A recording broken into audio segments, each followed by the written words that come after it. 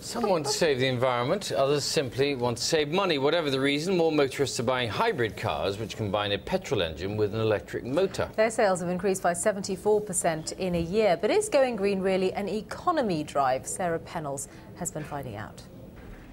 2 Prius Prescott doesn't have quite the same ring to it. But the Deputy Prime Minister, along with his cabinet colleagues, has a choice: a Jaguar or a greener hybrid car. The market for hybrids is tiny, but it is growing. This is Honda's latest hybrid model, which goes on sale in a few weeks' time. Now, it runs on a mixture of petrol and electric power, and this model costs £200 more than the equivalent petrol-only car. But you'll save more than that in the first year in fuel costs alone.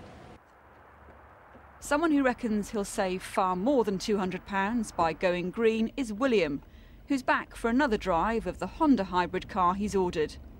By replacing an old banger with a fondness for petrol with a hybrid that's 3 times more economical, he'll be a lot better off. I did a cost-benefit analysis on the car and realised that I'll be saving £2,200 a year on if I was to be driving my old car to this car. And it actually has a payback period of 5 years. Cars can run on anything from gas to biodiesel. Hybrids aren't the only option, but they are the biggest sellers.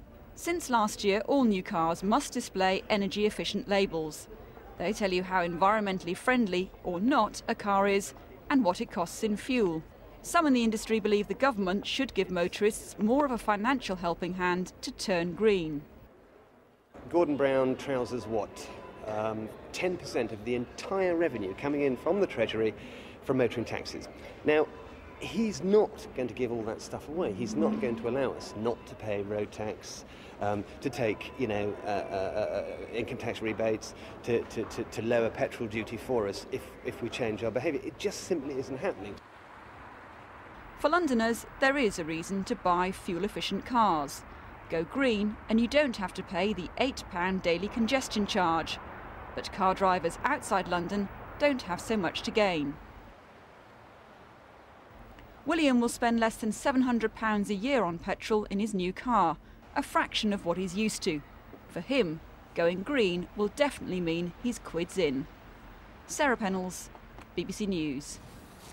Well, Matt Watson is features editor with the weekly car magazine Auto Express. Welcome to you, Matt. First of all, how much choice do you have if you're interested in getting a hybrid car? There's not much out there. You've probably got 3 choices. You've got that Honda, you're going to have the Toyota Prius, and there's a big off-roader, the Lexus RX 400h. And that's it? That's all there is on the market? That's it for now at the moment for a hybrid car.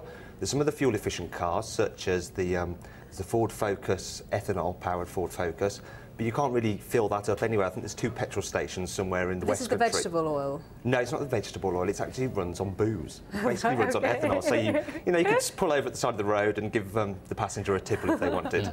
So it sounds like, from what you're saying, it's not that easy to go green. No, it's not easy at all. And this car itself, I mean, you said in the programme that it was £200 cheaper than the equivalent model of the Civic, but it's not actually. If you actually compare like with like, that car's a lot less powerful than the other model you're comparing it to, and you're also looking at the version that has the automatic gearbox. It's actually almost £1,000 more expensive than the 1.8 petrol, but the 1.8 petrol is a lot quicker. If you want to compare that car with a normal model, you can compare it to a Ford Focus 1.6 diesel. Now that car, you could probably get it for £3,000 cheaper than that hybrid. What needs to happen is that the government needs to actually put more incentive in place for people to buy these things. There used to be LPG, used to get a power shift grant to switch over to LPG. And there should be something like this for hybrids, because the good thing about hybrids is that in town, their engines shut off when you pulled up at the traffic lights. So they're really good for that. But if you're going on long motorway journeys, they're probably not quite so economical as a diesel. So at the moment, you'd have to be really quite committed to your environmental credentials to go for this? Very much so, I think so. I mean, I'm concerned about the environment. I see various programmes like Horizon, I get worried about how the polar ice caps are melting. When it comes to buy a car, you become short-sighted. What happens is that you think about your pocket. And really, for most people, these cars, at the moment, are not making financial sense. On the other hand, we're always buying cars which do too much in sense, you know, the 0 to 120 in 10 seconds, which none of us are ever going to drive. Bob Blundell in Stockport's written in to ask you, why is biodiesel not more widely available at filling stations? What is biodiesel for a start? Biodiesel is part of the actual diesel. Part of the fuel itself is made up from diesel from crops. Rather than digging it out of the ground and coming from fossil fuels, it comes from crops. But it will still have the same effect on the greenhouse gases because you burn it and you produce power and CO2.